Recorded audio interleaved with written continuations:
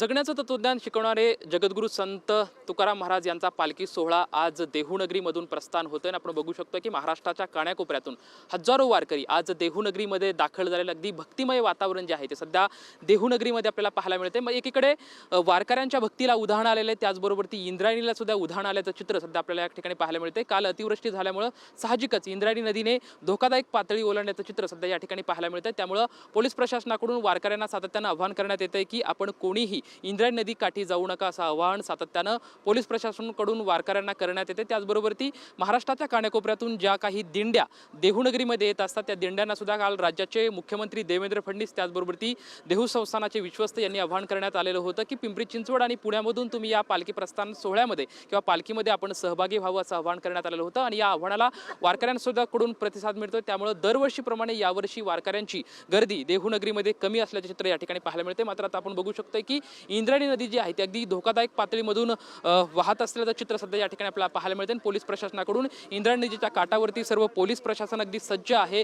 जवळपास 900 पोलीस कर्मचारी सध्या देहूनगरीमध्ये बंदोबस्तासाठी तैनात करण्यात आल्याचं चित्र जे आहे ते आपल्याला या ठिकाणी पाहायला मिळतंय.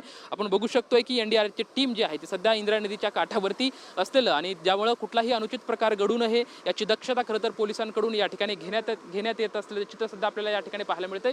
पोलीस प्रशासन लाईव्ह बोट घेऊन सध्या इंद्रायणी नदी काठीमध्ये आलेलं आहे. जे काही वारकरी इंद्रायणी नदीकडे येत आहेत त्या वारकऱ्यांना त्यांच्याकडून सातत्यानं सांगण्यात येत आहे की आपण इंद्रायणी नदीकडे येऊ नका. जो काही भक्तीचा वातावरण आहे हे भक्तीचं वातावरण आपण मंदिरामध्ये घ्यावं असं आवाहन सातत्यानं वारकऱ्यांना पोलीस प्रशासनाकडून करण्यात येत आहे. मात्र आपण बघू शकतो की हे निसर्गाचं रौद्र रूप जे आहे ते काल या ठिकाणी अनेकांनी पाहिलं होतं. मात्र आजही पुणे जिल्हा असेल, काल पुणे जिल्ह्याला रेड अलर्ट दिलेला होता, आजही ऑरेंज अलर्ट देण्यात आलेला आहे. त्यामुळं जसं जसा पाऊस वाढतोय त्या पद्धतीनं इंद्रायणी नदीचा पाण्याचा प्रवाह सुद्धा अगदी मोठ्या प्रमाणात वाहत असल्याचं चित्र या ठिकाणी पाहायला मिळतं. त्यामुळे कुठलाही अनुचित प्रकार घडू नये याची दक्षता पोलीस प्रशासनाकडून घेण्यात येत आहे. त्यामुळे साहजिकच पोलीस प्रशासनाकडून इंद्रायणी काठी न जाण्याचं आव्हान जे आहे ते वारकऱ्यांना पोलीस प्रशासनाकडून करण्यात येत आहे. कॅमेरामॅन विकी चव्हाण सोबत लक्ष्मण जाधव, टीव्ही9 मराठी, देहू.